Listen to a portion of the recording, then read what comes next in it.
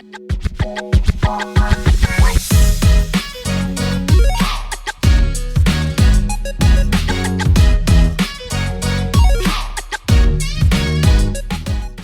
and welcome to the very first episode of How to Homeschool in High School.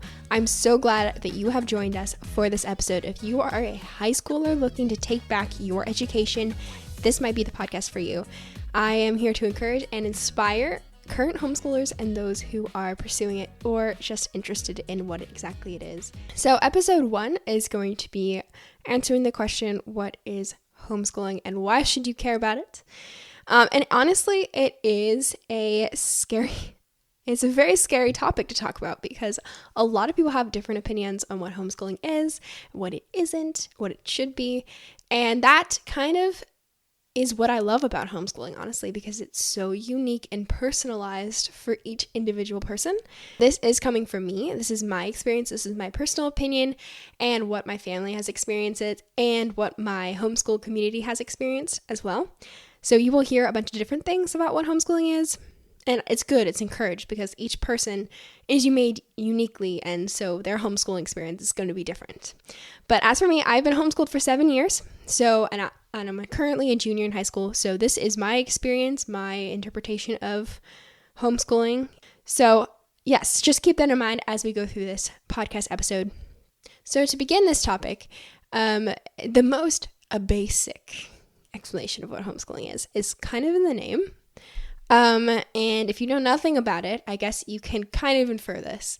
It is schooling from home. So majority of your time is spent in the four walls of your house.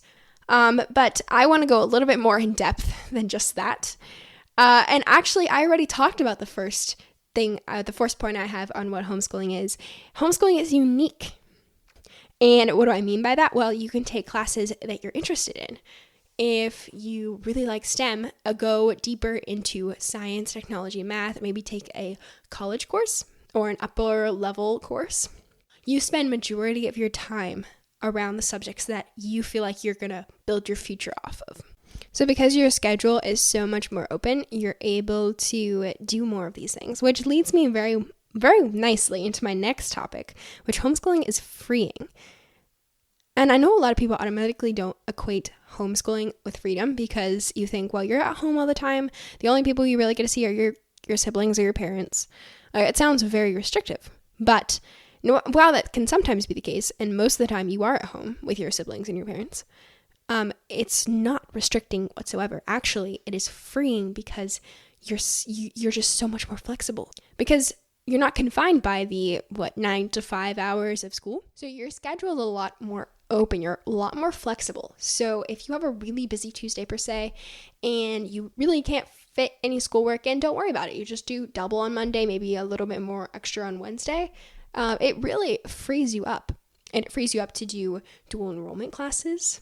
So if you want to take classes at a local college, you can do that, maybe multiple too. You can even go to that college if you don't want to do an online course. And then you're also able to do things like work hours that other high schoolers might not be able to work. And then you're also able to organize your day. So structure your day around how you learn best. So I know I have trouble doing the sciences and the maths in the afternoon. My brain just loses focus over the day. So I like to crank those out in the morning. That way I don't have to deal with that in the afternoon.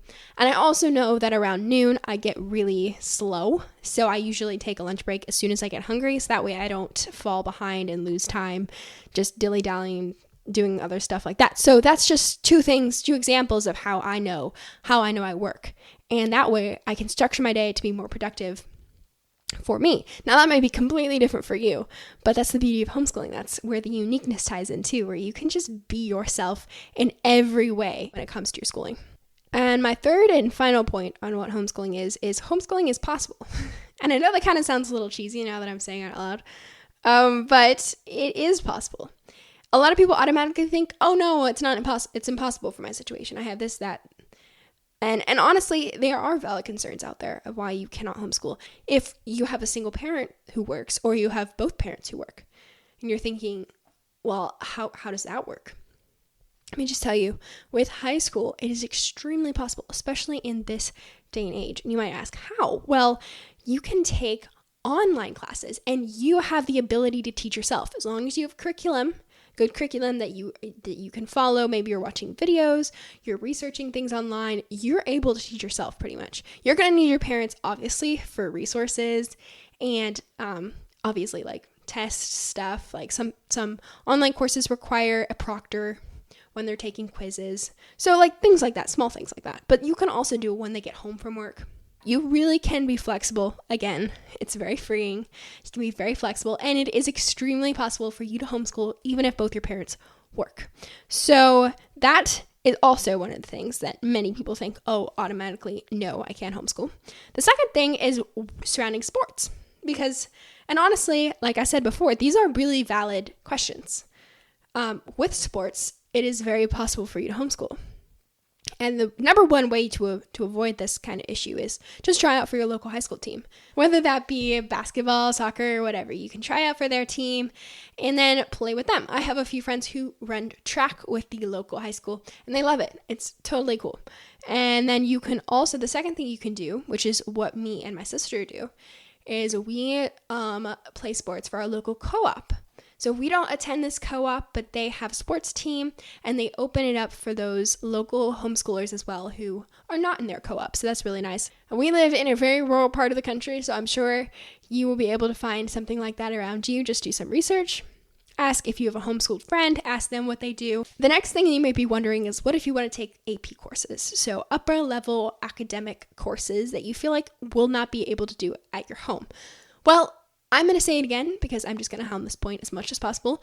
Do local dual enrollment classes. Or if you have a college that you wish to go to that is far away, do an online class. Because of COVID, there's a ton more of those floating around. I know I'm taking one right now, dual enrollment online. But if you have a local college, I highly suggest going there too because that's a really cool experience. Lastly, to close this off, I would like to talk about one more thing. And it's not something homeschooling is. It's something homeschooling is not. And honestly, I did not learn this until last year. And again, I've been homeschooling for 7 years, so you learn something new every year and every day, right? I was at the Great Homeschooling Conventions, and if you've never been to a homeschool convention, which, let me say this again, I've been homeschooled for 7 years, and I only went to one last year, so there's always time, but I highly recommend. They're amazing. So the Great Homeschool Conventions, and I was listening to a speaker. His name is Andrew Pudewa. He wrote one of the greatest writing curriculums ever, IW, and he talked about public schooling versus homeschooling.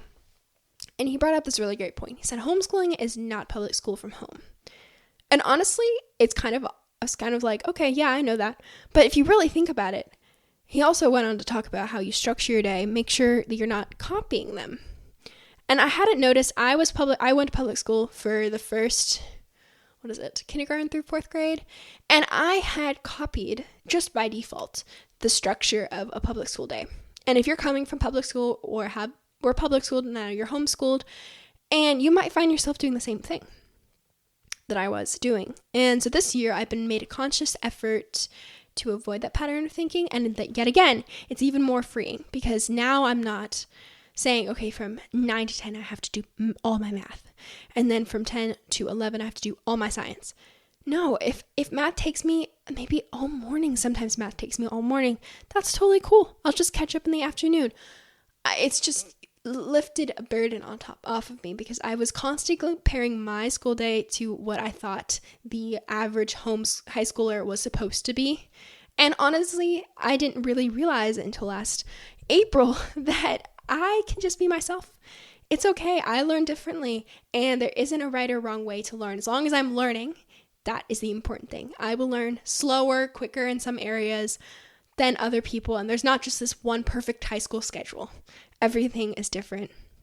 Everyone is different. So that's you. Let this be a little bit of a freeing moment for you, maybe an enlightenment on this topic that really freed me this year, this pattern of thinking that I'm trying to get out of. I still fall into it, and obviously it's not something you can fix overnight, but it is just something to keep in mind going forward.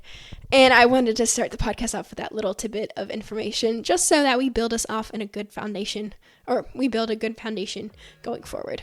All right, that is it for the very first episode of How to Homeschool in High School. I hope you have a deeper understanding about what homeschooling is and what homeschooling isn't. And I can't wait to see you all next week. Bye.